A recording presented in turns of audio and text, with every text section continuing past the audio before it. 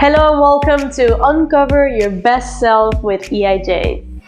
Today we're going to go over a big picture definition of what are emotions and why it's so important for you to understand how they work on a very foundational level so that you can make your emotions work for you rather than against you.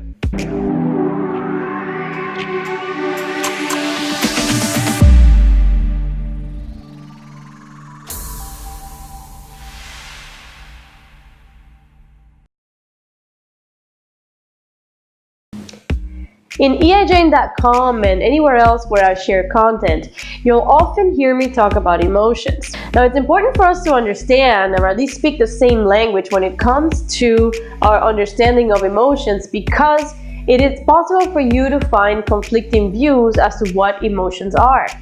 This is because to this day, we still don't have a full-on bulletproof definition as to what is an emotion, but for the purposes of today's video, I'm going to focus on those definitions that either make a lot of sense in the context of day-to-day life or that I have used myself and that have worked for me in order to understand how emotions work better and to have them work for me instead of against me.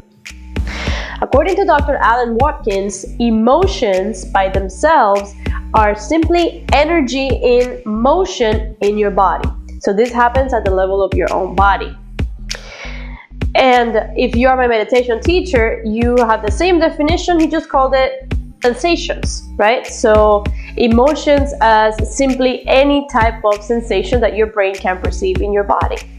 Now, our brains are often thinking at the very gross level. In other words, at the very, very, very big picture kind of level. But really, our bodies experience sensations and energy in motion constantly. But it's only when this energy in motion comes into our awareness that we actually pay attention to it. And this can happen in the form of pain, in the form of a feeling, etc., etc., etc. So for the purposes of our video today, explaining what emotions are, we're going to go with two definitions. We're going to separate the word emotion from the word feeling, and you'll see why in a minute. Okay, so emotions, remember, energy in motion or movement in your body. Feelings are a little bit different. Feelings have, if you will, a two-step process. Number one, it's the awareness of an energy in motion or a sensation that's happening in your body. And number two is a thought process that goes along with that awareness. So, let me give you an example. Let's say that your heart starts beating really, really fast, right? You could give this an interpretation that you're feeling nervous, right? That is a meaning that you're giving to a particular situation where you are currently.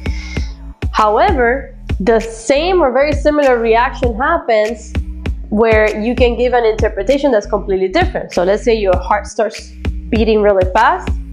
It could be because you're excited. Right? What's the difference between those two? The physical sensation was the same. Your heart was beating fast in both cases.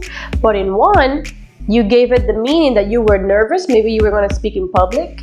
And in the other one, you gave it the meaning that you were excited, which maybe you were also going to speak in public, but you were super thrilled about the information that you were going to share. So you see, there's a difference between just an emotion and a feeling.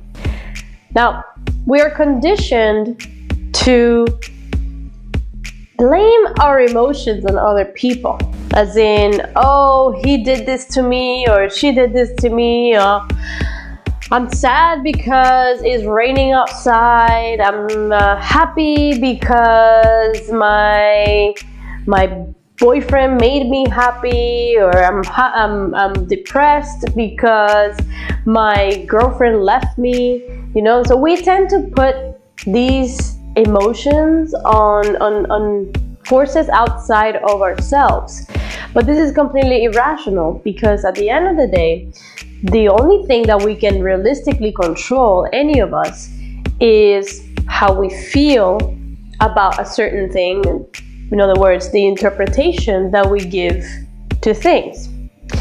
So it's important for us to understand how this dance between the physical emotion, right, energy in motion, and our thought processes work, so that we can learn to become more aware of how it is that we're looking at what happens to us or what we experience, and what the meaning is that we're giving to any particular situation.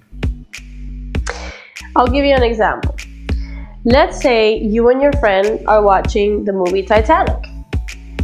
And so you're sitting there, you're at that one of the final scenes where Rose and Jack are in the water, and then of course he dies. I'm sorry if you haven't watched Titanic, I just ruined it for you.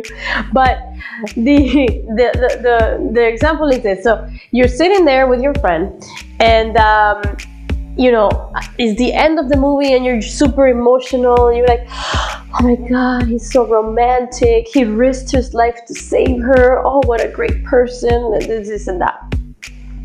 And then you look to your side and you see your friend, and your friend is livid, thinking or saying, how could she do that? She could have perfectly helped him up. I can't believe she would just let him die like that. It's so unfair. Oh, I'm so pissed. And then you have that other third friend that was quiet the whole time, who was just so happy the movie's over, because let's face it, I mean, 3 hours, it's a long time for any movie. I mean, I'm just gonna say that. So you see, it's the same information, but 3 completely different feelings or reactions.